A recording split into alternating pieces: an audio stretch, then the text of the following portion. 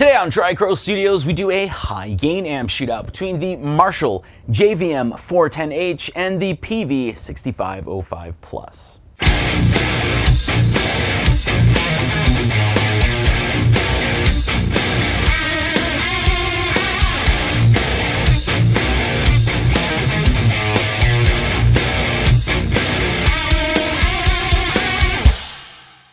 I'd like to reiterate here that this is a high gain amp shootout. That's why it's titled that way. So you're not going to hear any cleans or any breakups. This is just high gain geared towards metal. I'd also like to note that both amps are boosted with an Ibanez TS9, even though it's not generally what you would do, but it's only for the first sound sample. I do have two sound samples for you today, the first of which is a somewhat balanced EQ type setting in drop B, and then we move on to a little bit more of a scoop type setting, and that's in drop C.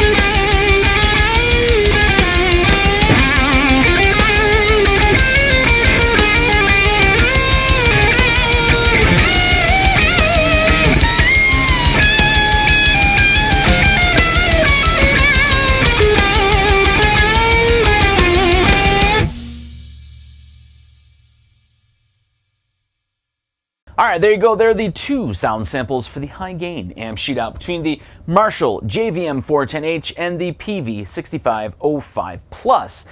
I do generally get asked, what version of the 6505 Plus is it? It's the Made in USA version before it moved over to production in China. I think all of the components are the same, it's just different from where it was made. So I would like to address using a boost pedal for the first sound sample and then not the second. What I do with these shootouts here, I do an A-B recording of each amp, one with the boost engaged and one without the boost engaged. And then I basically choose from there how I proceed, what works best for the sound that I'm going for, what I'm playing at the time, and usually what gives me a little more energy. And it did seem that the somewhat balanced EQ type setting, that worked best with the boost, whereas the more scooped one worked best without it. And again, neither of these amps need a boost. Both of them do react rather well when one is engaged, of course, when you're dialing back the gain. So it is at this point in the video where I kind of like to go over what I've gained from doing a shootout like this one. And I do want to say I was a little hesitant over doing this one as well. I have been hesitant on doing some of them in the past, even though like I do these videos basically for myself, for kicks, and I don't really care what other people think. It's cool when you guys like the shootouts, and it's nice when they are helpful, but it gets really annoying when it comes to an amp like the JVM 410H. It's an amazing amp, and some people who own it get really upset if they're not the ones playing it or you're not playing with their settings. That's when you generally get the, well, my 410H sounds way better than that one. And then, they pull out the whole like, oh, I use an MXR 10-band EQ in the loop, and that's why. But again, when I do these shootouts here, I go with what I like at the time. And there's a whole ton of different settings that you can get with 4 different channels and 3 different options per channel. So there's a lot of different options. So some people kind of, get a little upset. But personally for me, and I'm partially colorblind here as well. That's usually why my videos look really weird, because I don't send it off to an editor or anything like that. But I usually use OD1 rather than OD2. OD2, I find the gain that's on that channel has a little more top end to it that doesn't always work for what I'm going for. And there's a little bit more low end or low mid from OD1. And again, I'm partially colorblind. I have no idea what color channel it's on. So I use what I think is just the first option for OD1. But the JVM 410H for me, it's got a ton of low end to it. And it does have a bit of a sweeter mid-range to it rather than, like it's not as pronounced as say a JCM 800 or most other Marshall amps. It's not as pronounced. I think that kind of lends itself a little better to high gain territory. And then of course the 6505 Plus, that has that Peavey mid to it. So it has that really nice low mid and like a kind of a, I hate to say well-rounded mid, because it is like the Peavey mids are very specific, and I don't think well-rounded is the best way to describe it. But it does have that familiar Peavey mid, I guess you would say. There's specific Peavey mid to it. So when you're going from one to the other, you can hear the low end and the low mids I find a little better in the JVM 410H, whereas the 6505 Plus, you hear more of the overall mid than you do the low that you would hear in the JVM 410H. The JVM 410H, also the high end is definitely a little nicer, a little sweeter, I guess, than you would say on the 6505 Plus. 6505 Plus, I find you do have to generally skew your high end to get it to sound, where you want it to sound a lot of the times. Also, the gain on the JVM 410H is a little more pronounced, I think, than the 6505 Plus. However, the 6505 Plus a lot of the times can sound a little angrier because of that than the JVM 410H. And of course, as always, we are talking about a Peavey amp here, and my 6505 Plus is the only Peavey amp out of 5 Peavey amps that I own that I have not encountered this issue here. However, if you are looking to purchase a Peavey amp on the used market, I highly recommend that you invest in a can of contact cleaner. It's about $8 or $9.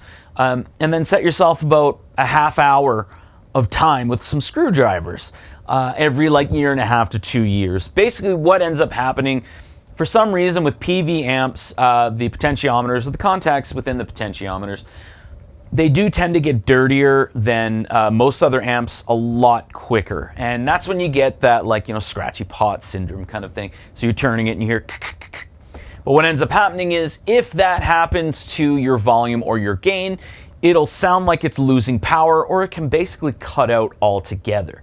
Now, I had this, again, happen on 4 different Peavey amps within the first year of owning them. 6505 Plus, have not had that happen. My JSX, it was so bad that I basically did not use it for a year because I was too lazy to do the fix.